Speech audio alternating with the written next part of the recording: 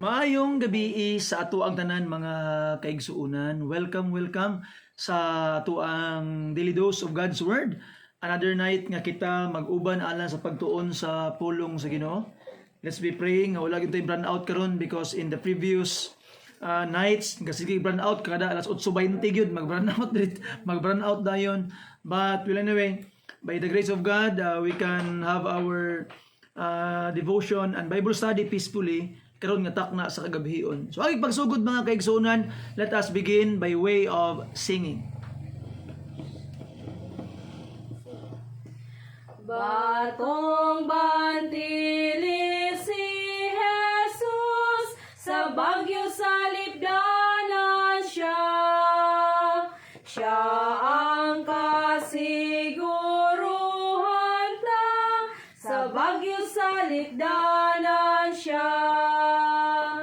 Si Kristo ang bato ang saligan ta, sa kalisod kaluyaman. Si Kristo ang bato ang saligan ta, sa bagyo sa lipdanan siya. Bato nga taguanan ka, sa bagyo sa lipdanan man. Kana mo magtatabang ka, sa bagyo sa lipdanan man. Si Kristo ang bato ang saligan ta, sa kalisod kaluyaman. Si Kristo ang bato ang saligan ta, sa bagyo sa lipdanan siya.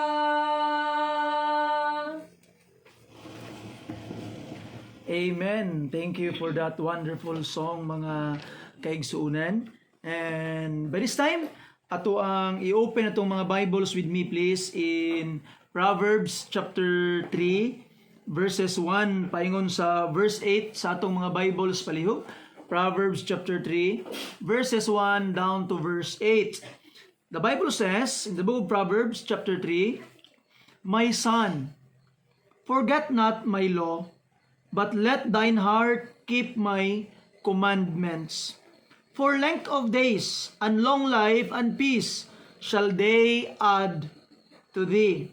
Let not mercy and truth forsake thee. Bind them about thy neck, write them upon the table of thine heart. So shalt thou find favor and good understanding in the sight of God and man. Trust in the Lord with all thine heart, and lean not unto thine own understanding. In all thy ways acknowledge him, and he shall direct thy paths. Be not wise in thine own eyes. Fear the Lord, and depart from evil." And the Bible says, last verse 8, "It shall be health to thy navel, and marrow to thy bones." Mag-ampo ta. Amahan nga langit nun. Salamat Lord sa kay gayunan nga imong gihatag kanamo tonight, allowing us to study your word, allowing us Lord to know you more, pinaagi sa imong pulong. Help us Ginoo nga amuag yung matuman ang imuhang mga kabubuton sa mga kinabuhi, and let this word of God tonight be an encouragement alang sa matag usa kanamo. Salamat Ginoo sa pagtubag sa among mga paghangyo, sa ngalan ni Jesus gipangayo nako ang tanan. Amen and amen. Okay, again, maayong gabi alang kanatong tanan mga kaigsuunan, and ato ang Bible study tonight is tackling indecisions. Tackling indecisions sa atong mga daily bread mga kaigsuunan. But we will look at ang ato ang text tonight, and by the grace of God, we will find blessings pinaagi niini karon nga takna sa kagabhion.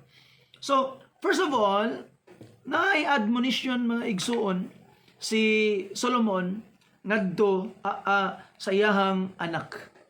Nato makita mga kaigsuunan, this advice is actually applied to us children of God from our Heavenly Father. Usapod ni siya katambag sa ato ang Ginoo alang kanato nga iyang mga anak. Now, ang sumala pa sa balaang kasulatan, my son, forget not my law, but let thine heart keep my commandments. Look at that. So meaning mga kaigsuonan, ang ato dayong pagtuman sa balaod is dapat kinasingkasing ug naagayod sa atong mga pangunahuna.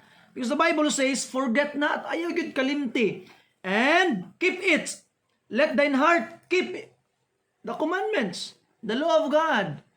So, dapat involved yun ay mga kaigsuonan ang atong mga kasing-kasing ug ang atong mga hunahuna sa pagtuman sa balaod sa Ginoo. Because how can you follow a law that you do not know? If tinuod ka nga nahigugma sa Ginoo, you would want to know kung unsa ang iyang kabubuton. Because the law of God is the expression of His nature, the expression sa iyang mga gusto, sa iyang mga desire sa Dios, mga kaigsuonan. Now ato makita, if you wanted to please God sa imuhang kinabuhi, then you need to know Him and you would like to follow kung unsa ang iyang kabubuton sa imuhang kinabuhi. Now kaning pagtuman sa balaod, in first look, mura siya lisod. Pait kayo ang pagtuman sa balaod in a lot of eyes sa kalibutan, mga kaigsuonan. But how about us believers? How about sa mga tao nga nahigugma sa Dios? Lisod ba ang pagtuman sa balaod? Of course not. Dili lisod ang pagtuman sa balaod sa mga tao nga nahigugma sa Dios. Now, tanawa gani ang New Testament, mga kaigsuonan, according to St. John, in 1 John chapter 5, sa atong mga Bibles palihog. Abrin ninyo yung mga Bible diha, mga kaigsuonan. The Bible says, John chapter 5, itong basahon ang verse 3. The Bible says, for this is the love of God, that we keep His commandments, and His commandments are not grievous. Look at that. Ang mga sugo kuno sa Ginoo, mga kaigsuonan, is dili kuno bugat, dili grievous, mga kaigsuonan. You see? And in the first place, kung tanawon nimo ang pagtuman sa balaod sa Ginoo, sa kabubuton sa Ginoo sa tong kinabuhi, is actually an advantage for us. Kung watras kag chapter 3, mga kaigsuonan, 1 John chapter 3, verse 22 down to verse 24. Look at this.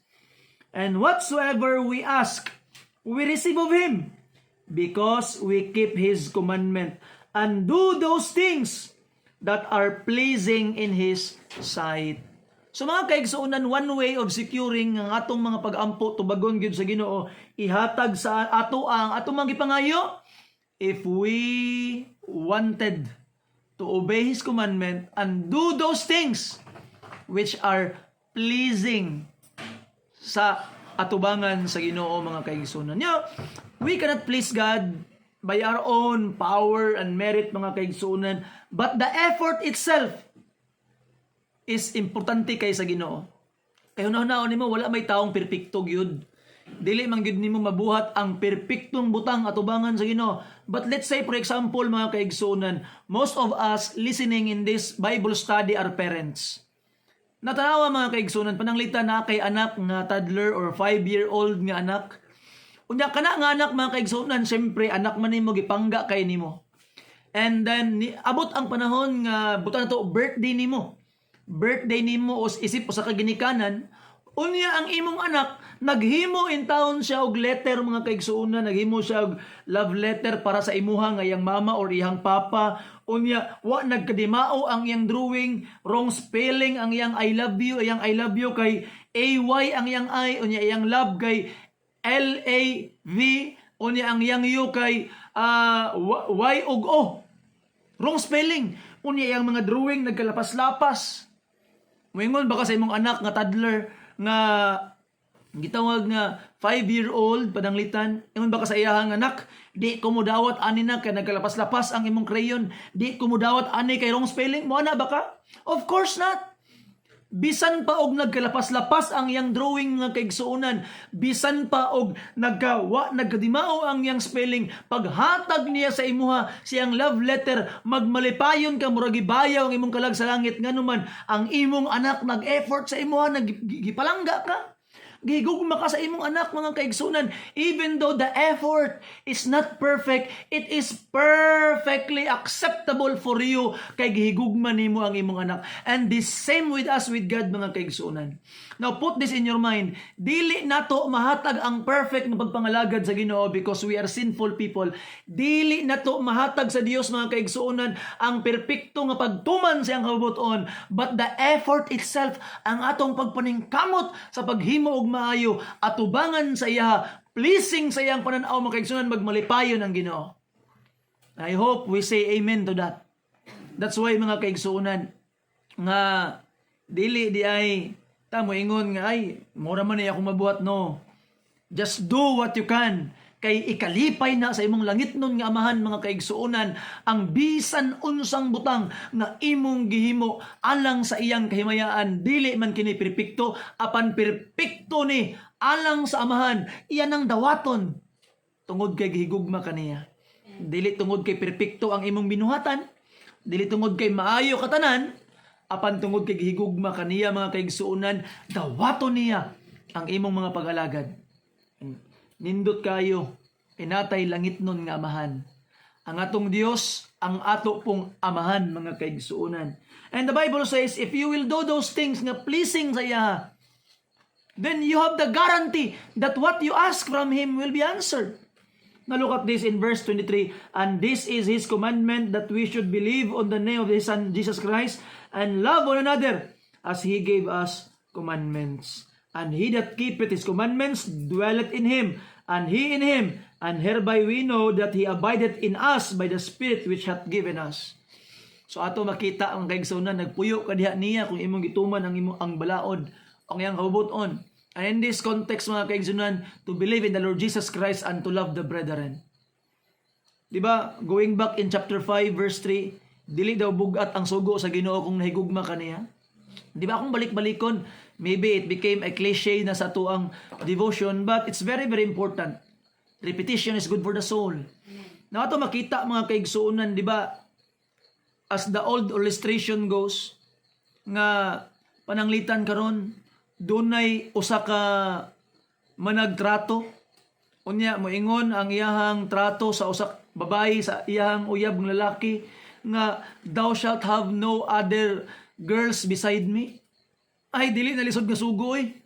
Ikalipay pa na niya. Ikalipay pa na sa maong bana. Kung ang iyang asawa mo ingon saya, thou shalt have no other girls beside me.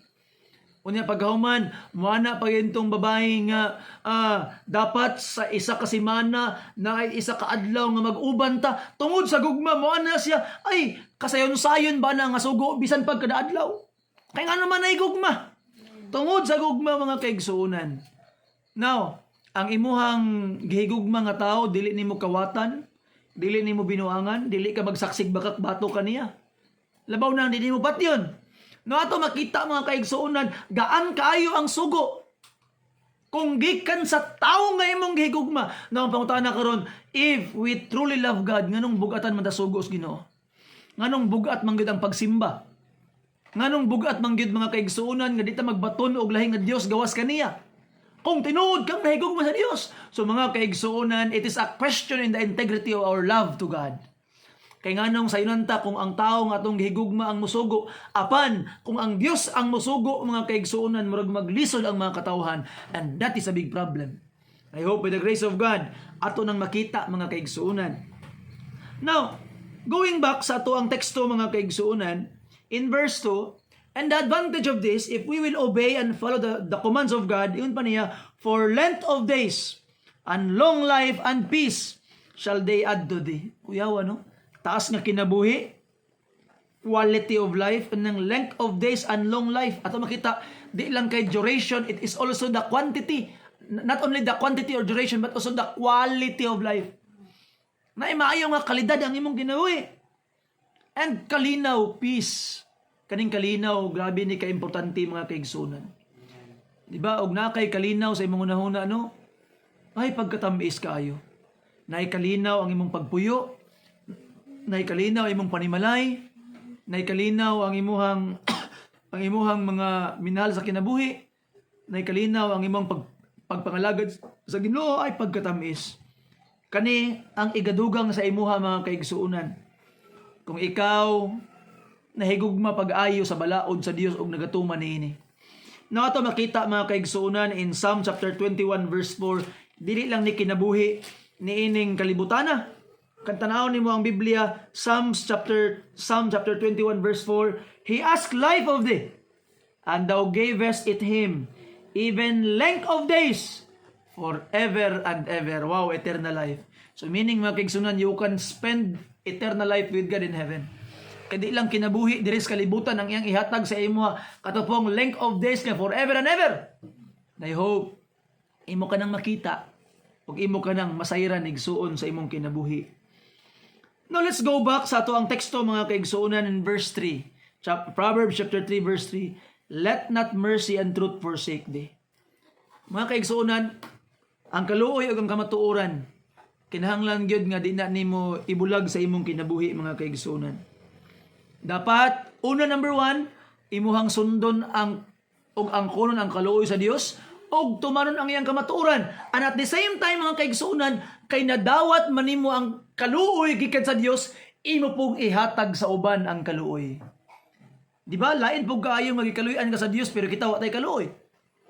Kung ang Dios naluoy kanato, angay og matarong lamang nga do na pud tay kaluoy sa mga katawhan sa Dios og even sa ubang mga katawhan. Ato mang nasayran og nadawat ang kamatuoran, ato pong ipakuyanap ang kamatuoran sa tibuok kalibutan. Kay kini nga kamatuoran nakahatag kantong kalipay, kusog, kapadayunan sa tong pagpangalagad ibabaw nining madigyas nga kalibutan. Na ato makita mga kaigsuonan nga pagkaimportante kay ni ingon pagay niya, bind them about thy neck, write them upon the table of thine heart. Si ikwintas gitaw nimo, meaning ay gud ibulag. Di ba? Kana bitaw no usahay bitaw nga kani mga mama ba na kay anak, unya imong anak kay ma, asa man to ako ang kuan ma, asa man to ako ang bag ma, asa man to akong sinina ma, asa man to akong cellphone ma. Unya unsa bay tubag sa mama? Ikwintas ra gud na imong cellphone sa pangita na. You see? So unsa bay pasabot sa imong mama nga pag-ingon niya nga ikwintas nimo? Meaning ayaw ibulag sa imo. Ayaw gid ikwintas, ayaw ibulag sa imo para bisag asa ka naa nimo perminti. So meaning mga kaigsuonan, nag-ingon ang Ginoo, ikwintas nato ang balaod, ikwintas nato ang kaluoy, ikwintas nato ang kamatuoran para bisag asa ta paingon, uban-uban nato ang kaluoy ug ang kamatuoran. Oy, pagkanindot di ana mga kaigsuonan. Kung kitang tanan mutuman ni ana nga sugo sa Ginoo, ay dakong kabaguhan ang kalibutan.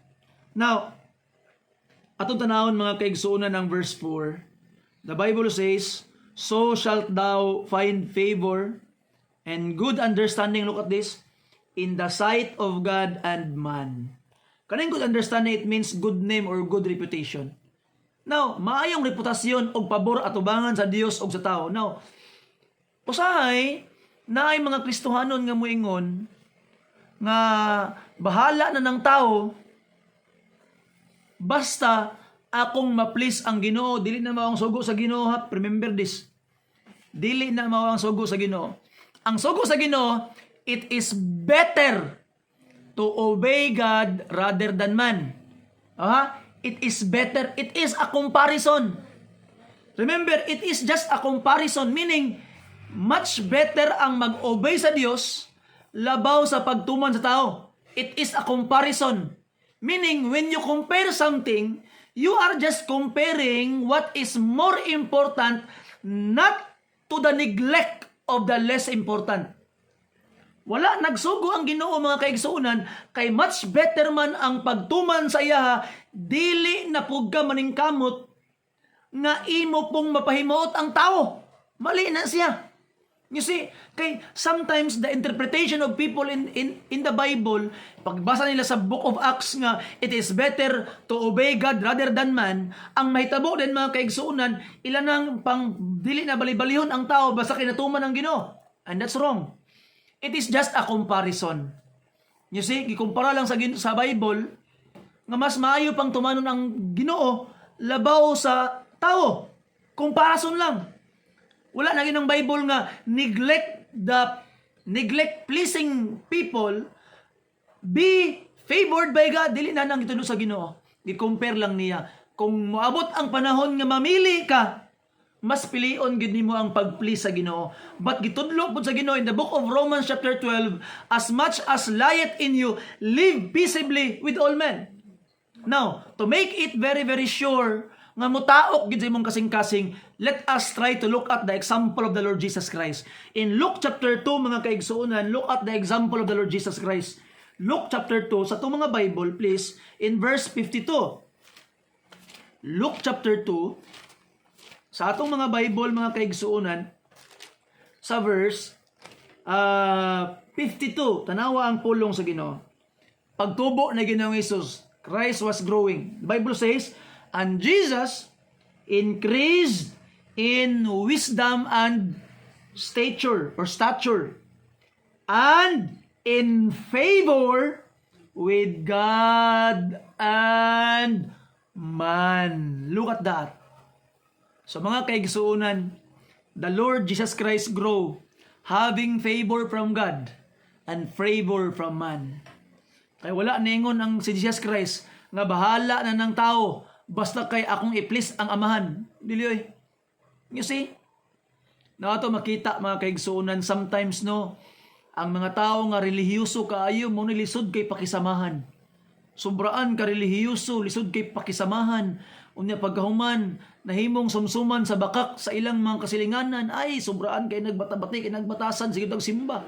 Nganong ka naman? Why? Because Christians today are becoming Pharisees. Mura nagparisiyo. Kaya ang ilang huna-huna, please God, please God, please God, bahala ng tao, nga wala na gisugo sa Bible. You see? Na ato makita mga kaigsuunan, nga sometimes we are deceived by trying to follow preachers who are not really looking at what the Bible says. Now, I hope with the grace of God, nga we will be like the Lord Jesus Christ, having favor from God, Father, and having favor from man. Kaya mapod nang giingon sa pulong sa Ginoo in our text. So shalt thou find favor and good understanding in the sight of God and man. But, listen carefully, if you will be in the situation that you need to choose between the two, you would always choose God. Muna ang gisugo sa Ginoo. But, not to the neglect of people. You see? Kaya ang sugo bias Ginoo, di ba itong iwasa kanina? Believe in the Lord Jesus Christ and love one another. Oh, klaro kayong sugos Ginoo mga kaigsunan. In Matthew chapter 22, unsa man ang pinakadagkong mga sugo? Higugmaa ang Dios sa imong tibuok, kunahuna, tibuok kasing-kasing, tibuok espiritu. Ang ikaduhang sugo susama niini. Higugmaa ang imong silingan susama sa imong paghigugma sa imong kaugalingon. Atong makita alin imong pinibulagon mga kaigsuunan. To please God and to please men. But again, akong balikon, if you will be in the situation na kinahanglan ka mamili, pilion gud nimo ang Ginoo. Ana lang na. You see? But ato makita mga kaigsuunan in verse 5, tong atong tanawon ang pulong sa Ginoo, trust in the Lord with all thine heart. Tibuok nimong kasing-kasing, no reservation. Usahay manggod na tay reservation tao. Mao na nga di ka matingala nga ang panalangin sa Ginoo dili gyud true and true. Kaya natay reservation. Natay reservation mga kaigsuonan. Sometimes, di ba, in terms of giving, dili nimo ihatag ang imong gisaad sa Ginoo, dili nimo ihatag ang imuhang gitawag nga ibalik ang iya sa Dios. Why? Makaana ka ay base unya gula nami panggasto sunod. Sa ato pa wala nimo siya gisaligan. nga He could continually provide. So anang Ginoo, wa man kay salig, di be it. Diarataman sa imong pagtuo ang imong madawat. You see? So we must truly trust the Lord, mga kaigsuonan, because we must trust the Lord with all our heart and lean not unto thine own understanding. Ay salig sa imong kagulay mong pagsabot. Usay bitaw ang tao, sobraan na pud ka bright ba? Mo na din na, ay kabalo na ko ana. Ay nakaagi na ko ana, kabalo na ko ana. Ay galayaw. In every situation there is always different approach. And I hope by the grace of God, mga kaigsuunan, kay na may lahi-lahi nga approach in every situation. Meaning, daghan kay possibilities. So, ang atong buhaton karon, mga kaigsuunan, kay daghan man kay possibilities. Di ta magsalig sa itong kaugalingon. Kay kung kita isaligan, masipit yun ta. So, what we must do? Come to God. Adtua ang Ginoo, Lord Jesus, tabangi ko karon. Help me para ako aning ma-plaster. Para makabalo ko kay di ko kasabot Ginong Dios. I have my understanding but I trust in you. Unsa man gid ni, unsa man gid dapat ani Ginoo. Unsa man gi angay ani nga buhaton. That's why we have preachers, pastors to help us pray. You see? Para ato gyud mabaw-an ang kabuton sa Ginoo. Nga mangutana ta. You see? Ask questions ayaw ka ulaw. Nga magpakitabang og mangutana, mga kaigsunan, when you are making big decisions sa imong kinabuhi. Kay para atong ipakita sa Ginoo that we are not leaning into our own understanding. You see now, tanaw nimo ang Bible, mga kaigsuunan. The Bible says in verse 6, di ba? We will not lean in our own understanding and we trust in the Lord. To prove that, about sa verse 6, in all thy ways acknowledge Him. You see? And He shall direct thy paths. So, ang pangutana sa imo karon, kinsa may gagayad sa imong kinabuhi? Ikaw ra ba ang naghawid sa timon? Higala igsoon, don't be the captain of your own little ship.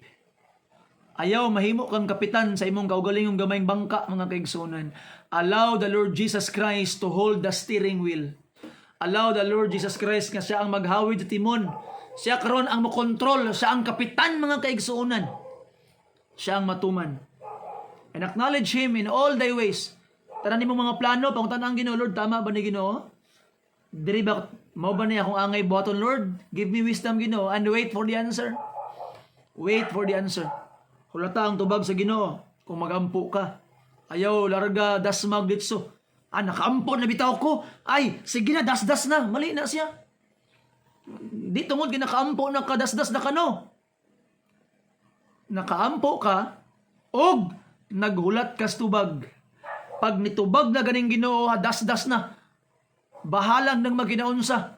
Ngano man, nitubag naman siya. Kabalo naman ka kung unsa ang angay.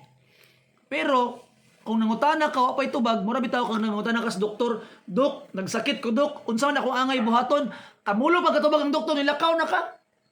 Unya paggaw man, okay na ka, okay na ko, kaya na nako ni ano man, nakikita na ko sa doktor. Pero wak ka naminaw sa tubag, wak ka naminaw sa prescription. And that's a problem.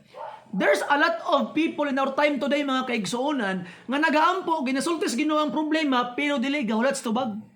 Wala pa gani prescription ang the great healer. Wa pa, nilihok na. And that's a big problem, mga kaigsuonan. That's why, muna din ang tao nga, nag-ampo naman ta ko, nagsige naman ginunta ko, duolos Ginoo, nga nung wamang ginahitabo, wa ka naghulat sa tubag. Nilihok ka nga, wa pa kakawat sa tubag. You see? Wait for the answer, mga kaigsuonan. You see? Acknowledge Him and He shall direct thy paths. Now look at this in verse 7, mga igsuon, but tanawa ang Biblia, be not wise in thine own eyes, fear the Lord, and depart from evil. So, ayaw pagkahimong gitawag nga mura overconfident sa imong kaugalingon nga mga decisions. Okay? Yes, maybe you are experienced. Maybe you know a lot of things ibabaw sa kalibutan. Napakay ko'y madunggan gani nga siyempre, me as a young pastor, na mga karaang mga pastor mo ingon, ay, kamo, paadto pa lang mo, pabalik na ko. And be it, Praise God for that, nga pabalik na ka. At ato makita mga kaigsuonan, nga bisan pa og pila na imong edad, nang inahanglan gigas gracias Ginoo. Amen. You see? Unsa may nanghitabo sa mga men of God sa Bible? Si Solomon, kung kanus-an ni taas ang edad, kanus-an nagpabadlong. Si David, kung kanus-an ni taas ang edad, maupoy pagpabadlong. You see? Ato makita na si Noah, kung kanus-an nga na tiguang nagpabadlong. Si Lot, kung kanus-an na idaran, nagpabadlong. You see? So ato makita mga kaigsuunan, tanawon nimo ang mga great men of God. Si Solomon, kanus-an man siya gigamit sa Ginoo nga grabe kayo when he was young, trusting the Lord. Si David, kanus-an man siya grabe gigamit sa Ginoo when he was young, trusting the Lord. David killed Goliath when he was 17 years old, not when he was 60 or 70. Put that in your mind mga kaigsuunan. That's why don't trust in your experience. Ayag yung saling sa iyong experience. That's why mga kaigsuunan, mukurog ko. Pag makadungog ko, bisan pag mga pastor, may ingon nga, padto pa lang mo, pabalik na ko. Gakurog akong unod, ana, murag hadlo kaayo.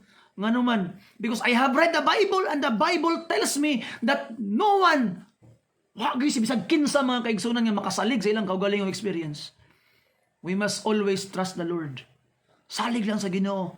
Madugay naman ka, mabago ka. Ang grasyas Ginoo gid imong gikinahanglan. That's why the Bible says, be not wise in thine own eyes, regardless of your age, regardless of your experience, be not wise in your own eyes.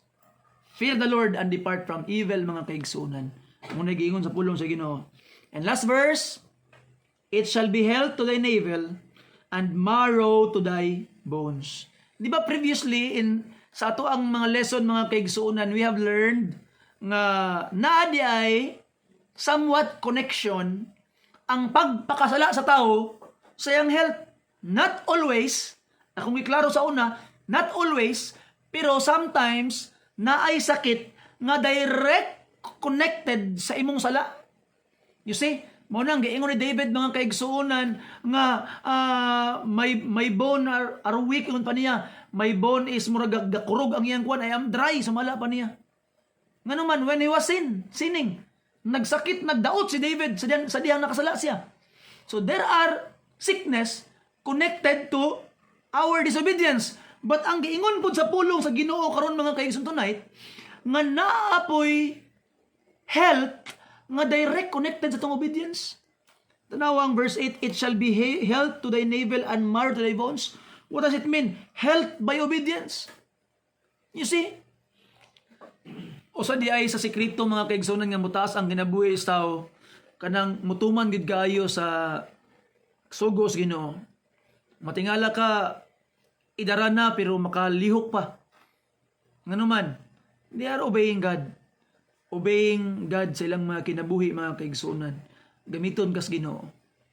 So igsuon, by the grace of God, there are a lot of decisions to ang kinabuhi. A lot of crossroads mga kaigsuunan. And let me tell you this, you are not wise enough to make that decision. Again, you are not wise enough to make that decision, igsuon. That's why, do not lean in your own understanding. Go back to God and ask help from Him para siya karon ang muhatag sa imuha og kaalam igsuon. I hope imo nang ibutang sa imong kasing-kasing unahuna karon para in everything you will do sa imong kinabuhi nakatuman gid sa iya, acknowledge gid mo siya, and the guarantee is He will direct your path. Siya mo tulid sa imong agianan, siya mo prepare sa imong agianan, meaning kung siya nag-andam daog ko ng daan. Ug naman sa tuwa karon mga kaigsuunan nga wala pa ka nakasigurado sa imong kaluwasan, pwede kang maluwas karon kagabi na. Namatay si Kristo Jesus tungod sa imong sala, gilubong og nabanhaw para ikaw matarungon. Unsa imong angay buhaton, look at Him, believe on Him, call upon His name, Lord Jesus, luwasa in taon ko, naghinulusol ko sa akong mga sala, come into my life, be my Savior, ug luwason kaniya. And follow His path nga gihatag sa imo. You see? Sunda siya. And you will be sanctified, and one day you will be glorified. Mahimong kompleto ang imong kaluwasan. Usa ka awit alang kanimo igsuon. Nagasalig ko sa saan ni Jesus, Daigon ko siya hangtod sa kahangturan. Akong kinabuhi giharian niya, ug sa saan niya nagsalig ko.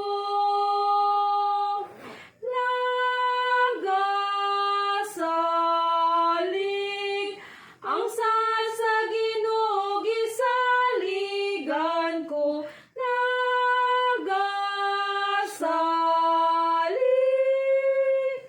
ang saan niya akong gisaligan. Nagasali ko sa saan ni Kristo, kay sa gugma niya nahidugtong ako. Ug may kadaugan ko sa tag-adlaw, ug sa saan niya nagsalig ko.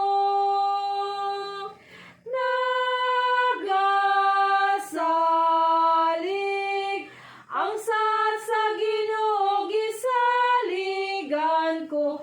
Nagasalig ang saan niya akong gisaligan.